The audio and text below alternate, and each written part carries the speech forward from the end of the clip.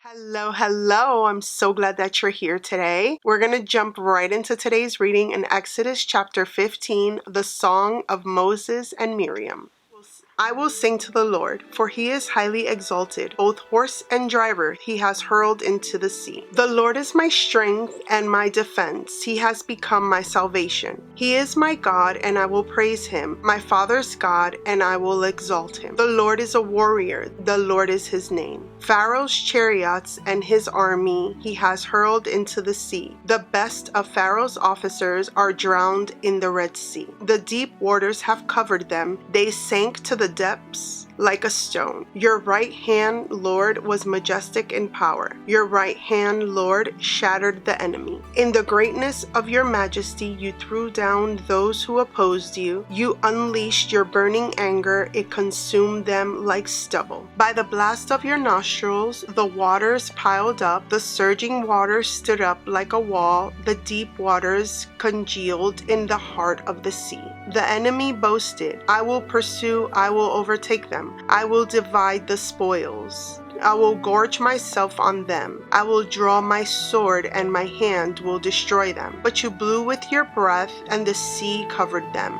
They sank like lead in the mighty waters. Who among the gods is like you, Lord? Who is like you, majestic in holiness, awesome in glory, working wonders. You stretch out your right hand, and the earth swallows your enemies. In your unfailing love you will lead the people you have redeemed. In your strength you will guide them to your holy dwelling. The nations will hear and tremble. Anguish will grip the people of Philistia. The chiefs of Edom will be terrified. The leaders of Moab will be seized with trembling. The people of Canaan will melt away. Terror and dread will fall on them. By the power of your arm they will be as still as stone until your people pass by, Lord, until the people you brought pass by. You will bring them in and plant them on the mountain of your inheritance, the place, Lord, you made for your dwelling. The sanctuary, Lord, your hands established. The Lord reigns forever and ever. When Pharaoh's horses, chariots, and horsemen went into the sea, the Lord brought the waters of the sea back over them. But the Israelites walked through the sea on dry ground. Then Miriam the prophet, Aaron's sister, took a timbrel in her hand, and all the women followed her, with timbrels and dancing. Miriam sang to them, Sing to the Lord, for he is highly exalted. Both horse and driver he has hurled into the sea, the waters of Marah and Elim.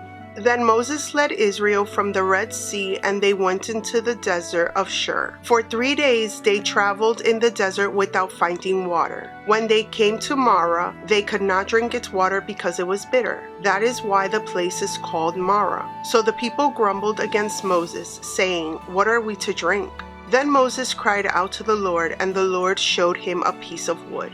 He threw it into the water, and the water became fit to drink. There the Lord issued a ruling and instruction for them and put them to the test. He said, If you listen carefully to the Lord your God and do what is right in his eyes, if you pay attention to his commands and keep all his decrees, I will not bring on you any of the diseases I brought on the Egyptians. For I am the Lord who heals you. Then they came to Elim, where there were 12 springs and 70 palm trees, and they camped there near the water. Exodus chapter 16, Manna and Quail. The whole Israelite community set out from Elim and came to the desert of Sin, which is between Elim and Sinai, on the 15th day of the second month after they had come out of Egypt. In the desert, the whole community grumbled against Moses and Aaron. The Israelites said to them, If only we had died by the Lord's hand in Egypt. There we sat around pots of meat and ate all the food we wanted. But you have brought us out into the desert to starve this entire assembly to death. Then the Lord said to Moses, I will rain down bread from heaven for you. The people are to go out each day and gather enough for that day. In this way I will test them and see whether they will follow my instructions. On the 6th day they are to prepare what they bring in, and that is to be twice as much as they gather on the other days. So Moses and Aaron said to all the Israelites, In the evening you will know that it was the Lord who brought you out of Egypt. And in the morning you will see the glory of the Lord, because he has heard your grumbling against him. Who are we that you should grumble against us? Moses also said. You will know that it was the Lord when he gives you meat to eat in the evening and all the bread you want in the morning, because he has heard your grumbling against him. Who are we? You are not grumbling against us, but against the Lord. Then Moses told Aaron, say to the entire Israelite community, come before the Lord, for he has heard your grumbling. While Aaron was speaking to the whole Israelite community, they looked toward the desert, and there was the glory of the Lord appearing in the cloud. The Lord said to Moses, I have heard the grumbling of the Israelites. Tell them, at twilight you will eat meat, and in the morning you will be filled with bread. Then you will know that I am the Lord your God. That evening quail came and covered the camp, and in the morning there was a layer of dew around the camp. When the dew was gone, thin flakes like frost on the ground appeared on the desert floor. When the Israelites saw it, they said to each other, what is this? For they did not know what it was. Moses said to them, it is the bread the Lord has given you to eat. This is what the Lord has commanded. Everyone is to gather as much as they need. Take an omer for each person you have in your tent. The Israelites did as they were told. Some gathered much, some little. And when they measured it out by the omer, the one who gathered much did not have too much, and the one who gathered little did not have too little. Everyone had gathered just as much as they needed. Then Moses said to them, no one is to keep any of it until morning. However, some of them paid no attention to Moses. They kept part of it until morning, but it was full of maggots and began to smell. So Moses was angry with them. Each morning everyone gathered as much as they needed, and when the sun grew hot, it melted away. On the sixth day they gathered twice as much, 2 omers for each person. And the leaders of the community came and reported this to Moses. He said to them, this is what the Lord commanded. Tomorrow is to be a day of Sabbath rest, a holy Sabbath to the Lord. So bake what you want to bake and boil what you want to boil. Save whatever is left and keep it until morning. So they saved it until morning as Moses commanded, and it did not stink or get maggots in it. Eat it today, Moses said, because today is a Sabbath to the Lord. You will not find any of it on the ground tomorrow. 6 days you are to gather it, but on the 7th day, the Sabbath, there will not be any. Nevertheless, some of the people went out on the 7th day to gather it, but they found none. Then the Lord said to Moses, how long will you refuse to keep my commands and my instructions? Bear in mind that the Lord has given you the Sabbath. That is why on the 6th day he gives you bread for 2 days. Everyone is to stay where they are on the 7th day. No one is to go out. So the people rested on the 7th day. The people of Israel called the bread manna. It was white like coriander seed and tasted like wafers made with honey. Moses said, this is what the Lord has commanded. Take an omer of manna and keep it for the generations to come, so they can see the bread I gave you to eat in the wilderness when I brought you out of Egypt. So Moses said to Aaron, take a jar and put an omer of manna in it. Then place it before the Lord to be kept for the generations to come. As the Lord commanded Moses, Aaron put the manna with the tablet of the covenant law so it might be preserved. The Israelites ate manna 40 years, until they came to a land that was settled. They ate manna until they reached the border of Canaan. An omer is 1/10 of an ephah. Exodus chapter 17, water from the rock. The whole Israelite community set out from the desert of Sin, traveling from place to place as the Lord commanded. They camped at Rephidim, but there was no water for the people to drink. So they quarreled with Moses and said,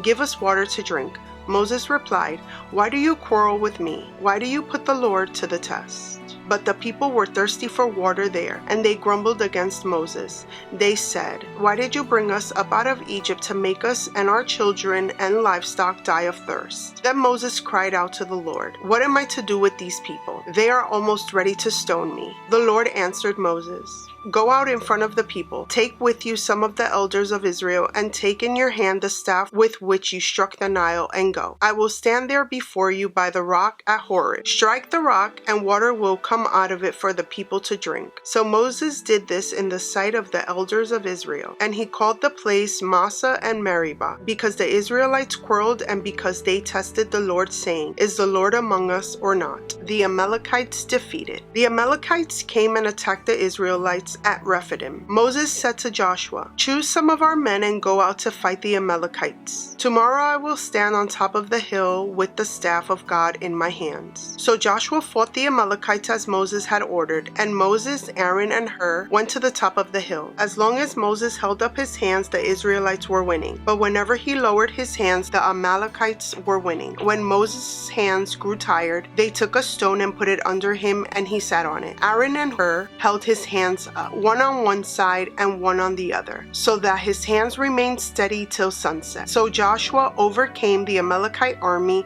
with the sword. Then the Lord said to Moses, "Write this on a scroll as something to be remembered, and make sure that Joshua hears it, because I will completely blot out the name of Amalek from under heaven." Moses built an altar and called it "The Lord is my banner." He said, "Because hands were lifted up against the throne of the Lord will be at war against the Amalekites from generation to generation." Exodus chapter 18. Jethro visits Moses. Now Jethro, the priest of Midian and father-in-law of Moses, heard of everything God had done for Moses and for his people Israel, and how the Lord had brought Israel out of Egypt. After Moses had sent away his wife Zipporah, his father-in-law Jethro received her and her 2 sons. One son was named Gershom, for Moses said, "I have become a foreigner in a foreign land." And the other was named Eleazar, for he said, "My father's God was my helper. He saved me from the sword of Pharaoh." Jethro, Moses' father-in-law, together with Moses' sons and wife,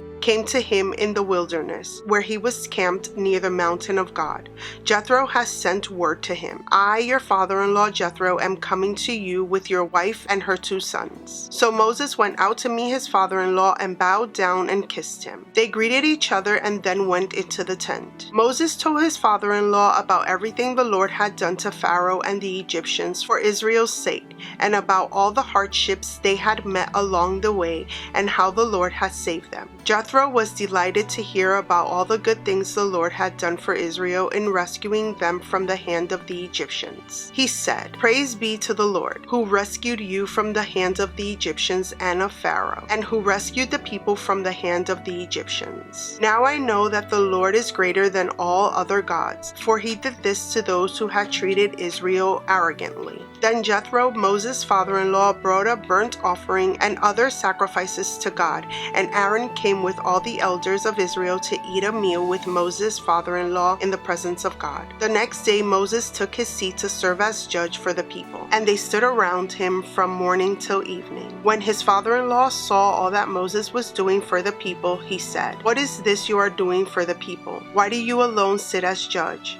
while all these people stand around you from morning till evening?" Moses answered him, "Because the people come to me to seek God's will. Whenever they have a dispute, it is brought to me, and I decide between the parties and inform them of God's decrees and instructions." Moses' father-in-law replied, "What you are doing is not good. You and these people who come to you will only wear yourselves out. The work is too heavy for you. You cannot handle it alone. Listen now to me, and I will give you some advice, and may God be with you. You must be the people's representative before God and bring their disputes to him. Teach them his decrees and instructions and show them the way they are to live and how they are to behave. But select capable men from all the people, men who fear God, trustworthy men who hate dishonest gain, and appoint them as officials over thousands, hundreds, fifties, and tens. Have them serve as judges for the people at all times, but have them bring every difficult case to you. The simple cases they can decide themselves. That will make your load lighter, because they will share it with you. If you do this, and God so commands, you will be able to stand the strain, and all these people will go home satisfied." Moses listened to his father-in-law and did everything he said. He chose capable men from all Israel and made them leaders of the people, officials over thousands, hundreds, fifties, and tens. They served as judges for the people at all times. The difficult cases they brought to Moses, but the simple ones they decided themselves. Then Moses sent his father-in-law on his way, and Jethro returned to his own country. We're going to stop here. Thank you so much for joining me today. I'm so thankful for you. Please give me a thumbs up. Don't forget to subscribe, and I'll see you in my next one.